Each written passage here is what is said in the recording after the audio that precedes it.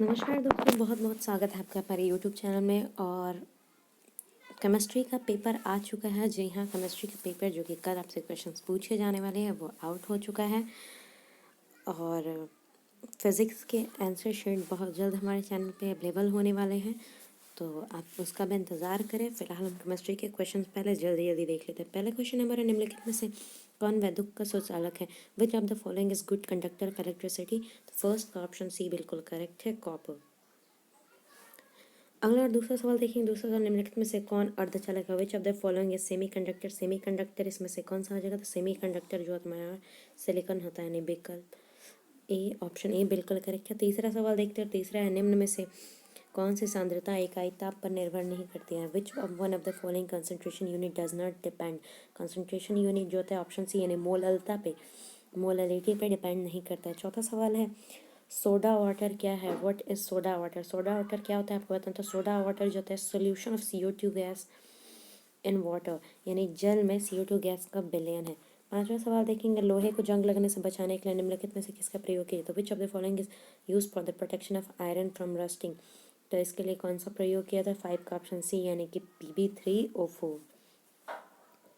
अगला और छठा सवाल है। छठा सवाल हमारा, अगर लोहे पर जंग लगने के लिए निम्नलिखित में कौन आवश्यक है? Which of the following is necessary for rusting of iron? Rusting of iron के लिए कौन सा जरूरी? तो ऑप्शन बी बिल्कुल सही है, आर्द्र वायु यानी मॉइस्ट एयर। सातवां सवाल है, निम्नलिखित में से सबसे प्रबल ऑक्सीकारक पदार्थ कौन है? Which of the following is strongest oxidising agent?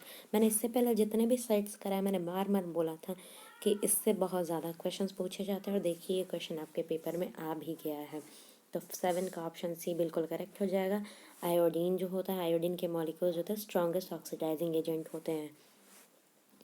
अगला 8वां सवाल देखते हैं। 8वां है, धात्विक बंधन इनमें से किस में पाए जाते हैं? In which of the following metal bond is found? तो धात्विक जो है ये धातु में पाए जाते हैं, मेटल्स में पाए जाते हैं। बहुत ही कॉमन सा क्वेश्चन पूछा गया है ये। निम्नलिखित में कौन सिनेबार है? Which of the following is cinnabar? ये भी मैंने इंपॉर्टेंट में आपको टिक कराया था और ये पेपर में आ भी गया। HGS होता है, ऑप्शन बी बिल्कुल करेक्ट है। ऑक्सीजन के 72 कक्षा इलेक्ट्रॉनिक विन्यास है। The outer most electronic configuration of oxygen is, outer most electronic configuration जो होता है ऑप्शन ए दिया हुआ है 2s2 2p4 होता है। 11वां क्वेश्चन हो जाएगा, मैग्नीशियम धातु के 72 कक्ष में पाया जाने वाला इलेक्ट्रॉनों की संख्या। The number of electrons present in outer most orbit of magnesium is, कितने पाए जाते हैं? तो ऑप्शन सी यानी कि 2, 2 जो है इलेक्ट्रॉन्स पाए जाते हैं। 12वां सवाल है, पी ऑर्बिटल का आकार होता है? The shape of P orbital, shape of P orbital जो होता है वो डम्बेल होता है, नहीं डम्बेल होता है। ऑप्शन ए बिल्कुल करेक्ट है। 13वां सवाल देखिए, निम्नलिखित में से किसे कास्टिक सोडा कहा जाए? Which of the following is known as caustic soda? Caustic soda जो है NaOH को कहा जाता है, यानी सोडियम हाइड्रोक्साइड को। ऑप्शन ए बिल्कुल करेक्ट है। पोटास एलम है एक, पोटास एलम जो है वो क्या है? तो पोटास एलम डबल सॉल्ट होता है एक तरह का। ऑप्शन ए बिल्कुल, सॉरी मिनट, पोटासियम जो है एक डबल, सॉरी ये तो करा दिया था हमने, आगे देखते हैं। पोटास एलम जो है हमारा एक तरह का डबल सॉल्ट है, यानी ऑप्शन ए बिल्कुल सही है। 15वां सवाल है, हीरा में कार्बन परमाणु का प्रसंस्करण है। Hybridisation of carbon in diamond पूछ रहा है, तो डायमंड में कार्बन का हाइब्रिडेशन sp3 हो जाता है हमारा। ऑप्शन ए बिल्कुल करेक्ट है। 16th क्वेश्चन दिया हुआ है यहाँ पे, ये यौगिक दिया हुआ और उसका पूछ है नेम ऑफ द कंपाउंड, इस कंपाउंड का नाम क्या है? तो फेनॉल बोलते हैं इसको, क्या बोलते हैं? फेनॉल, यानी ऑप्शन ए बिल्कुल करेक्ट है। 17वां सवाल देखेंगे, बेंजीन में पाई बॉन्डों की संख्या, number of pi bonds in benzene. Benzene में कितने पाई बॉन्ड्स होते हैं? तो 3 होते हैं, सबको पता होना चाहिए। बहुत ईजी सवाल पूछा गया आपके पेपर में, तो ऑप्शन बी बिल्कुल करेक्ट है। अगला 18वां सवाल देखेंगे। 18वां सवाल है, उजला एवं पीला फास्फोरस निम्नलिखित में से क्या है?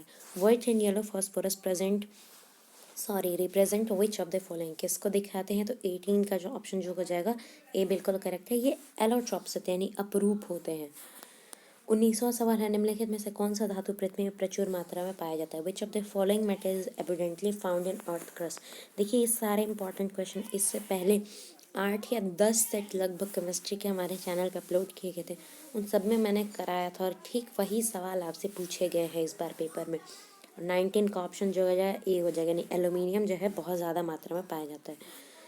20वां सवाल देखते हैं, फ्लोरीन, क्लोरीन एवं ब्रोमीन किस नाम से जाना जाता है? फ्लोरीन, क्रोमीन, ब्रोमीन को किस नाम से? तो इनको हैलोजन कहा जाता है। 20 का ऑप्शन सी बिल्कुल सही होगा, सब जानते हैं ये।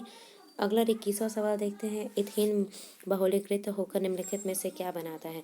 Ethane on polymerisation gives which of the following, क्या बनाता है? तो इथेन का पॉलीमराइजेशन का पॉलीथीन बनता है, यानी ऑप्शन ए बिल्कुल करेक्ट है, मिलता जुलता सा ऑप्शन था। अगला सवाल देखते हैं 22 सोडियम बेंजोनाइट और सोडियम लाइम के मिश्रण को गर्म करने पर निम्नलिखित में से क्या बनता है? The mixture of sodium बेंजोनाइट and soda lime on heating forms what, क्या बनता है आपको यहाँ पे बताना है। तो 22 का जो ऑप्शन हो जाएगा वो हमारा ऑप्शन डी हो जाएगा, यानी कि बेंजीन बनता है। क्या बनता है हमारा? बेंजीन बनता है।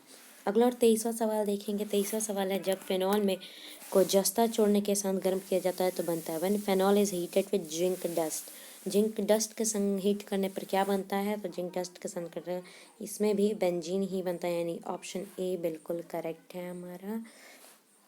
अगला 24वां सवाल देखेंगे। 24वां सवाल निम्नलिखित में से कौन एक अक्रिय गैस है? Which of the following is inert gas? तो नियोन आपको क्लियर दिख रहा है, इनर्ट गैस होता है। 24 का है। देखिए बहुत इजी से सवाल पूछे गए हैं इस बार, तो अगर आप इस वीडियो को सही से देख लेते और याद कर लेते तो मुझे पूरा विश्वास है कि आप सारे के सारे सवाल सही सही टिक करके हो, एक भी गलती नहीं होगा। निम्नलिखित में से कौन सा बायोडिग्रेडेबल बहुलक है? Which of the following is biodegradable? तो बायोडिग्रेडेबल जो पॉलीमर होता है वो सेल्यूलोज हमारा होता है, ऑप्शन डी बिल्कुल ही सही है। अगला 26वां सवाल हमारा, एल्डिहाइड के ऑक्सीकरण से बनता है। N aldehyde on oxidation gives, aldehyde देता क्या है? तो कार्बोक्सिलिक एसिड देता है, ऑप्शन ए बिल्कुल करेक्ट है। अगला 27वां सवाल, FeH2O द होल 5NOSO4 में फेरस के ऑक्साइड, फेरस का ऑक्सीडेशन नंबर पूछा तो फेरस का ऑक्सीडेशन नंबर +2 हो जाएगा, यानी ऑप्शन बी बिल्कुल ही करेक्ट है। निम्नलिखित में से कौन सा एक चिलेटिंग लिगेंड है? Which of the following is a chelating ligand? तो चिलेटिंग लिगेंड जो होता है सबको पता होना चाहिए। 28 का ऑप्शन ए हो जाएगा, यानी कि 1,2 इथाइल 1,2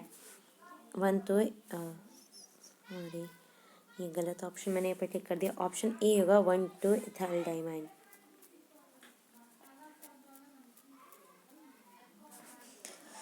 अगला 29वां सवाल देखेंगे हम। 29वां सवाल है, C2O4 द होल 3 और इस पे आयंस कितने हैं? -3। तो इसमें कोबाल्ट का ऑक्सीडेशन नंबर आपसे पूछा, तो कोबाल्ट का ऑक्सीडेशन नंबर जो हो जाएगा हमारा ऑप्शन सी, यानी +3 हो जाएगा। 30वां सवाल देखते हैं। 30वां सवाल, निम्नलिखित में से कौन पहली संक्रमण श्रृंखला का तत्व नहीं है? Which of the following is not an element of first transition series? कौन सा नहीं होगा? तो ध्यान से एक बार ऑप्शंस को पढ़िए, आपको सीधे यहाँ पे दिख रहा है, फेलस है, क्रोमियम है, अर्जेंटिनम है, निकेल है। तो अर्जेंटिनम जो होता है इस सीरीज में नहीं आता है, ऑप्शन सी हो जाएगा। अगला 31वां सवाल देखते हैं। 30वां है, NiCO द होल 4 में निकल ऑक्सीकरण संख्या, ऑक्सीडेशन नंबर निकल का आपसे इस कंपाउंड में पूछ रहा है तो उसका ऑक्सीडेशन नंबर 0 हो जाएगा, ऑप्शन ए बिल्कुल करेक्ट है। अगला और 32वां सवाल हमारा, XeF4 का आकार होता है, the shape of XeF4।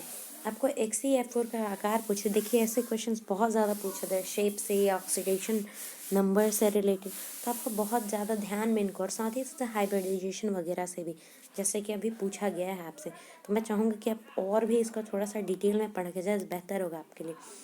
32nd question का आंसर जो हमारा हो जाएगा वो ऑप्शन बी हो जाएगा, यानी कि स्क्वायर प्लेनर होता है, वर्ग तलीय। 33वां सवाल देखते हैं। वो निम्नलिखित में से कौन सी गैस H2SO4 में घुलकर ओलियम का निर्माण करता है? Which of the following gas dissolves in H2SO4 to form oleum? Oleum किसका निर्माण कैसे होगा? तो 33 का ऑप्शन सी हो जाएगा, SO3। अगला सवाल देखते हैं। अगला 34वां सवाल हमारा, फेन उत्प्लावन विधि द्वारा किस प्रकार के अयस्क का सांद्रण किया जाता है? Which type of ore is concentrated with flotation theory? तो 34 का आंसर सबको पता है, सल्फाइड, सल्फाइड बनता है। अगला और जो सल्फाइड कॉन्सेंट्रेट किया जाता है। अगला 35वां सवाल, लोहे का प्रमुख अयस्क chief ore of iron, chief ore of iron जो हमारा हो जाएगा वो कौन सा होता है? ऑप्शन सी, यानी Fe2O3 में भी मेरे ख्याल से हेमेटाइट बोला जाता है, इसको एक बार आप लोग क्लियर कर लीजिएगा।